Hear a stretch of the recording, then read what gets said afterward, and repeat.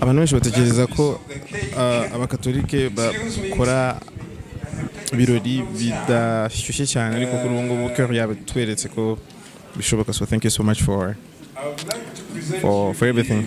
Yep.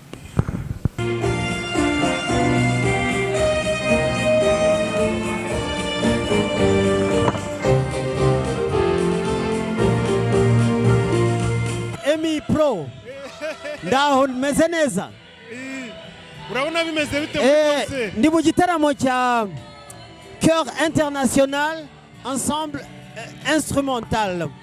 Iki gitaramo rero nkuko mubibona abyinnye Yesu wanjye, ariko bamaze kuririmba indirimbo zihebuje cyane ku buryo Choeur International twari tuzi mu bihe bishize ntabwo ariyo Choeur International uyu munsi turi kubona ahangaha, kubera ko urabona ko bari ku rwego, bamaze kugera ku rwego ruhanitse, kandi nta kindi nabifuriza uretse kugumaho nako guhagurukira aho ngaho bakazamuka cyane.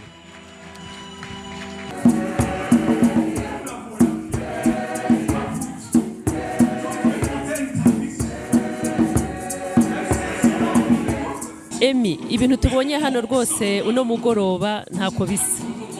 Urabona ko ari abantu bateguye, bashyizemo utuntu tw'udushya, mbese ni Choeur igeze ku rundi rwego rwose. En tout cas, je ne suis pas déçue.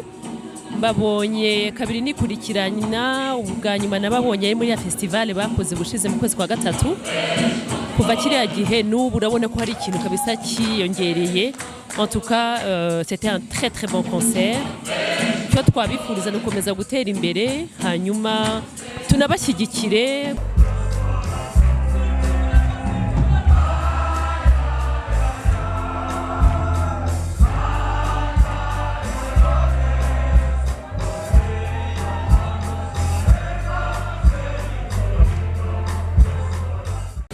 Urakoze, nitwa Muganza Paul Tiene, naturutse muri Chorale Christus Renyati. Igitaramo cya Choeur International cyadushimishije. Urabona ko ni igitaramo bateguye, bafashe umwanya, kandi uko bapanze indirimbo byagiye bidushimisha, ku buryo rero tubonye ko umuziki ugomba guhabwa agaciro kandi twagomba kubashyigikira. Bagizwe n'abaririmbyi baturuka mu makorali atandukanye, rero turabashyigikiye kandi twishimiye ko bakuramo umusaruro uhagije, bigafasha n'amakorali basanzwe baririmbamo. Mwakoze. Sinatinya kuvuga ko hahiye nkuko musanzwe mubyumva, mbese harashyushye, tumeze neza. Murabona ko bari comment ne pas te louer Seigneur Jésus. Iki gitaramo rwose cyari giteye ubwoba. N'ubwa mbere nkone igitaramo kiza nk'iki, abantu barabyina barishimye ku buryo rwose utashobora kumenya ibiri kuba. Naho ubundi Choeur International rwose ni ya mbere mu Rwanda ku buryo bidasanzwe rwose. Komane patoruwe, vraiment ni igitaramo gitangaje ku buryo ntago mbyumva rwose, biri ku rwego rwo hejuru. Turashimishwa n'uyu muziki mwiza cyane tubona uteraniye hano, kandi birashimishije rwose. Murakoze rero, murakoze cyane.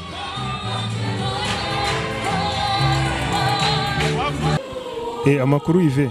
Ni meza Emmy. Tugusanze muri konseri ya Choeur International, urabona bimeze bite? Biraryoshye. Biraryoshye, ntawabona uko bivuga, biryoheye amatwi, biranezeza umutima. Muri make biraryoshye cyane.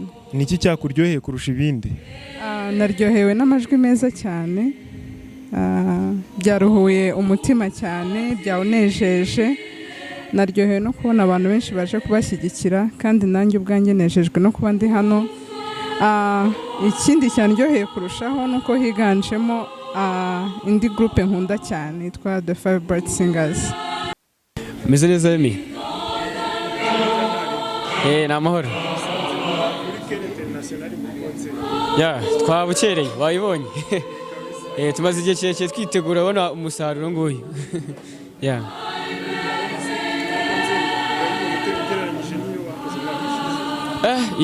umwaka ushize hashize igihe kirekire badakora concert bitewe na covid, ariko ubona ko bateye imbere cyane kabisa, habayemo improvement ziteye ubwoba. Biraryoshye. Naryohewe n'uburyo baririmbye, naryohewe n'indirimbo baririmbye. Ubona ko ari ibintu noneho bamaze iminsi bategura, yaba ari indirimbo za kapera, yaba ari amasoro baririmbye, ubona ko ari ibintu biri ku murongo noneho cyane. Naryohewe n'ukuntu sonorisation ari imeze neza, twaryohewe. Shalom. Meze neza ndashima Imana makuru.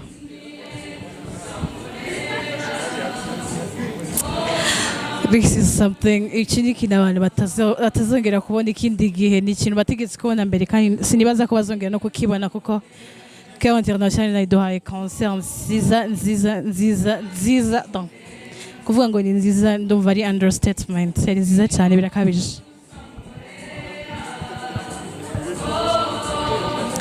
navuga ko n'urukundo, dukunda music hanyuma tugakunda n'ibintu byiza. Yes, kugira urukundo rwa music no kugira urukundo rw'ibintu byiza nishaka mu baririmbyi no gutegura, twarateguye kuva kera, so nibaza ko ari cyo kintu cyatumye tugira resultat nziza. Twafashe igihe cyo gutegura kandi dukora ibintu dukunda, hanyuma tukanabisengera Imana ikabeza umugisha. Salama Christe. Salama Emmy. Meze fresh? Meze neza. Tugusanze muri concert ya Choeur International. Urabona bimeze bite se? Bimeze neza cyane, twishime, twanezerewe, bafite amajwi meza, twese twaryohewe, wabibonye nawe. Niki cyakuryoherereje cyane? Ni indirimbo yaririmbwe n'abasore nk'abarindwi. Ntabwo nibuka izina ryayo ariko niyo yanshimishije. Wow. Urakoze cyane, reka dukomeze turyoherwe.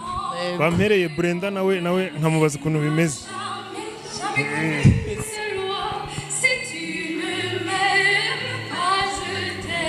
Salama Brenda. Salama Emmy. Meze fresh?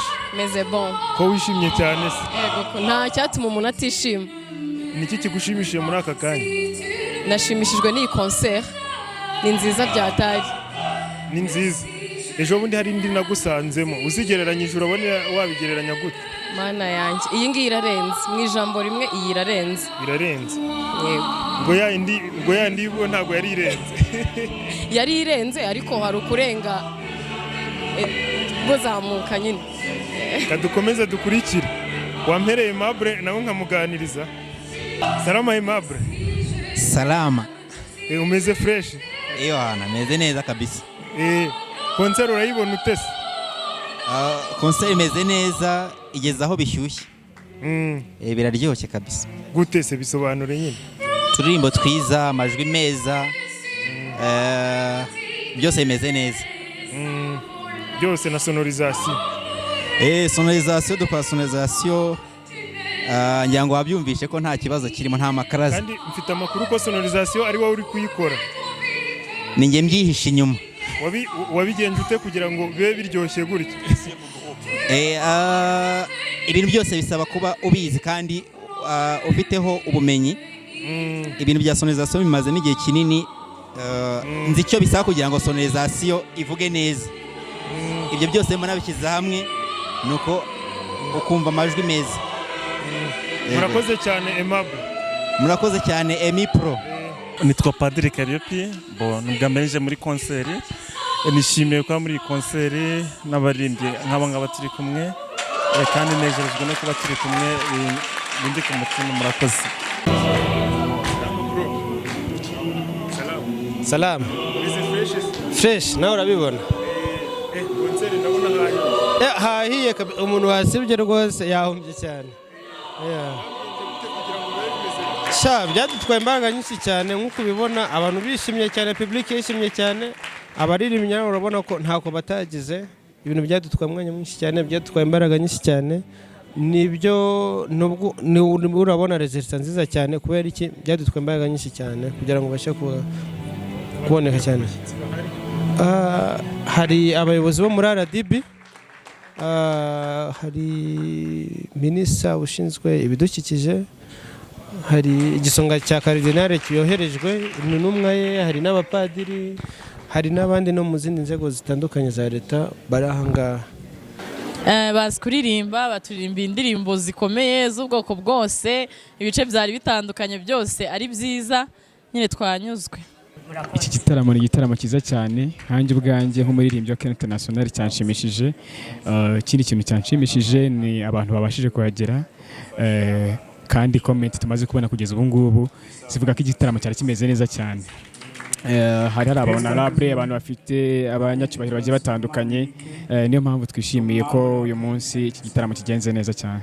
Mwakoze kwitabira concert yacu rwose, ni iby'agaciro kuhabona mwaje mukitabira concert yacu. Wow, nk'umuntu wari umuririmbyi wari uri kuririmba kandi ukaba uri no mu bayobozi, ino concert wayibonye ute? Iyi concert yagenze neza kubera ko imyiteguro yacu yagenze neza. Dufite abaririmbyi b'abahanga kandi bakoze ibyo bagomba gukora, ndahera twaririmbye neza kandi na public yabigaragaje ko ibintu byari byiza cyane, ko abantu bishimye cyane, bishimiye indirimbo nyinshi cyane. Wigereranyije n'izindi concert mwagiye mukora mbere, wayishyira ku ruhe rwego? Choeur yakoze concert nyinshi kandi nziza cyane, nta niyo yatangije ibintu by'ama concert mu Rwanda. Iyi concert yari concert ya 14 dukoze, ariko umwihariko w'iyi concert ni uko abaririmbyi bari benshi cyane ugereranyije n'uko mu myaka yashize. Twari dufite muri umubare munini w'abaririmbyi ugereranyije no mu myaka yashize. Ese na imiririmbire, imicurangire, ibintu byose bigenda byimprovinga buhoro buhoro. Murakoze Dr. Ni ibintu birenze ukwemera kubisobanura, ibintu byari byiza cyane. It was very incredible. Byari byiza cyane pe. Ni ukuvuga ngo iyi niyo definition y'umuziki uri mu Rwanda ubundi. Turyoherwa tugere kubona, hanyuma kandi nongere mbatumire muzaze dukore. Abo organiste bacurangaga ibintu biryoshye kandi bateguye. Organisation kunanga niyo yari nicyo cyari ikintu kirenze. Murakoze cyane, ndi umwe mu bayobozi ba Choeur International. Ngewe ndi umubitsi cyangwa se ushinzwe imari muri Keri. Iki gitaramo rwose concert byari ibintu navuga birenze, abaririmbyi bashyizemo ingufu nyinshi kugira ngo barepete, baririmbe, basubemo indirimbo. Abayobozi nabo bashyiraho uruhare rwabo gushaka uburyo twakora igitaramo neza. Turashimira by'umwihariko ndetse abadufashije twese, tugashimira inzego zose, abatanga bacu bose, amahoteli hano REMIT n'ahandi. Vraiment twanezerewe cyane, murakoze cyane. Byari byiza pe, indirimbo nziza zitoranyije neza kandi ziririmbitse neza, zihimbitse neza. Twagera ngo twereke abantu benshi ko kuririmba bishobora kuzamura urwego, n'umuntu wese ubishaka akaba yatwegera tukamwigisha kuririmba neza uko bikwiye. Ibi rero ni ibintu byiza kandi tuzakomeza gukora kenshi gashoboka, tukereka abantu rwose ko Choeur International ari international koko, kandi ko ishobora guhagararira u Rwanda no mu mahanga, ibintu igatahana umudendi. Nivyo rero igitaramo cyari cyiza, cyabaye cyiza cyane, kandi tubateganyirije n'ibindi byinshi biri imbere aha ngaha. Twabahaye abakunzi bacu ibyo twumvaga twabateguriye, uretse ko ku bwacu twumva ko tugifite indi ntambwe yo gutera, ari nta mpamvu dushishikariza abantu ko ubutaha bazaza tukabaha byiza birenzeho, kuko ibyo dufite uyu munsi twumva yuko atari byo byiza cyane, ari byo twakongeraho. Ariko ngashimishwa nuko mwabashije kuza, kandi ko muri rusange ibyo twabahaye byabanyuze. Perezida, turirimba indirimbo za classique, ubundi abantu bamenyere ko indirimbo za classique ziba zibiye. Mwebwe n'irihe banga mukoresha kugira ngo muziryoshye kuri?